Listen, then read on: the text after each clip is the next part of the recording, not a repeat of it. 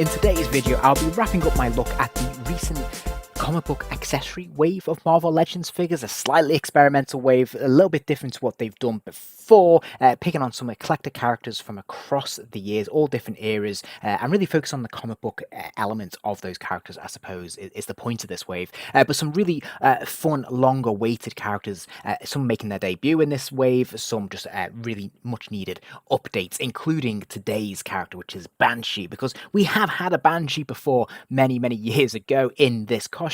Wasn't the most successful. We've had a bit of an update recently, but a very different costume. So we're finally getting a proper update of Banshee in his classic 70s duds. So as ever, let's start off by looking at the packaging. This is new packaging, a very new style of packaging for this wave, which is really cool. I think actually very successful. I really love the splash of colour that we're seeing here. This is instantly attention grabbing. I really like the ribbon at the top there with the number 1, obviously emulating a comic book. This is very cool. I love that we're using the specific logo taken from Giant Size X-Men, which is the theme or where this figure is inspired from. We even have the comic book accessory, which we'll see more of a little bit later, but then we have this strip of blue, this montage with images of the character taken from the source material. Really very cool. And of course, because it's a flat card, it hangs nice and flush on the wall if you like to hang them up on a peg as I do, and it's going to look really great.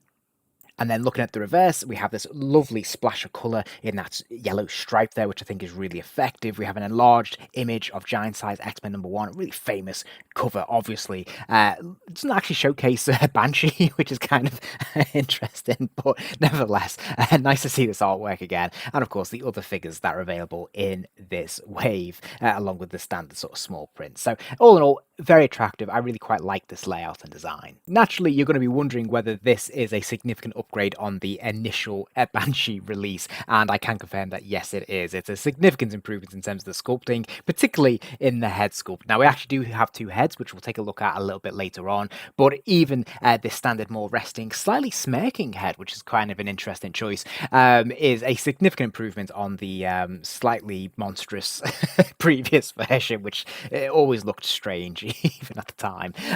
This is a really good head sculpt. I think it's worked really well.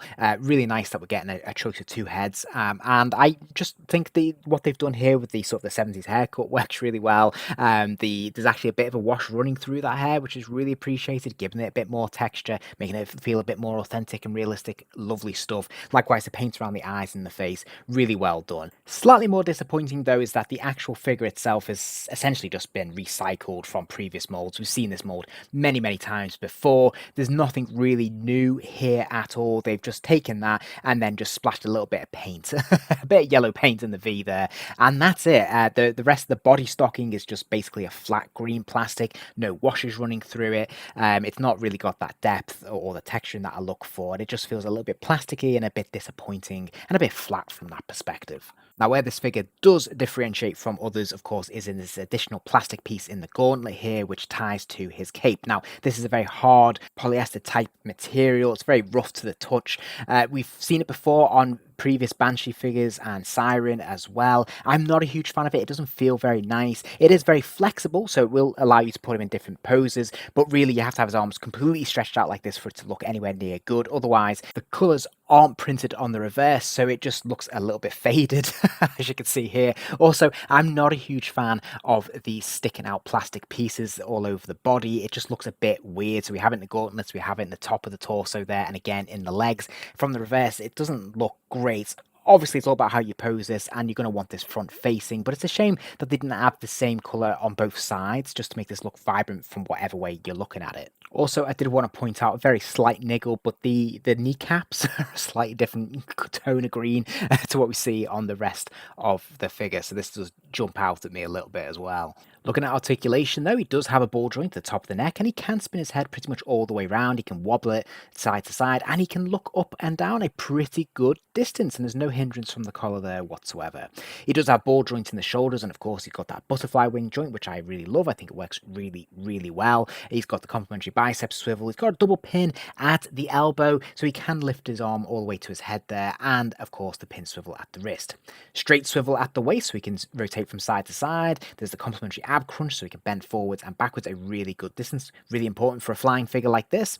He's got ball joints in the hips, legs will kick out to the side there, the complementary thigh swivel at the very top, and there's the swivel at the top of the boot as well. Legs will kick forwards, they'll go backwards a little bit, another double pin this time at the knee, and of course he's got the ankle rocker, so the foot will go forwards and backwards and move from side to side.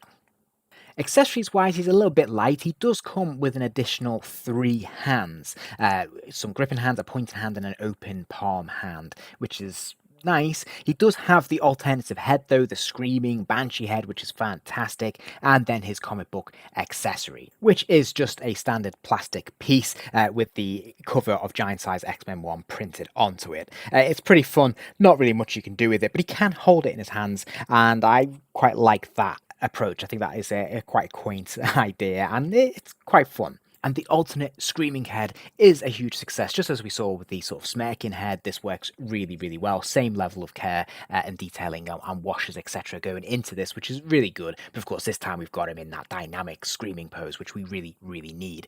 This looks really good, and if we want to point to comparisons to that previous release, obviously a significant step up in that department.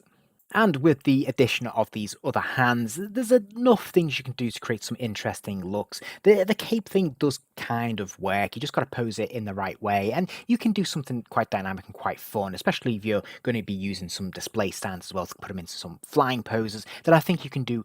You've got opportunities to do something really quite fun with this figure. I just think it has to be quite specific, and you might need to take a little bit of time with it. But all in all, this is obviously a huge step up on the previous releases that we've had, and at least we've actually got him in his proper colours this time around, so I think this works really quite well. Alas, having said that, I'm still only going to give this figure 3 stars though. I've talked about the things that work well on this figure, the articulation scheme, the alternate head being a particular success.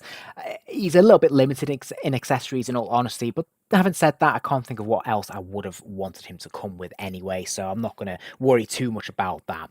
I think where my criticism really comes in with this figure is more about the limited paint apps as ever that we see on these figures. Definitely got to lose a star for that. But then also, I wish they'd find an alternative way of dealing with Banshee's cape, or those sleeves, for lack of a better description. I'm not hugely impressed with how this looks from the reverse, particularly because the actual colours are really faded and see-through. The material they use, I think I'd prefer a cotton. This sort of plasticky kind of feeling material, this polyester, is really nasty to the touch, and it just doesn't always look great, especially with those tags sticking out, and I just wish they'd rethink that element a little bit more.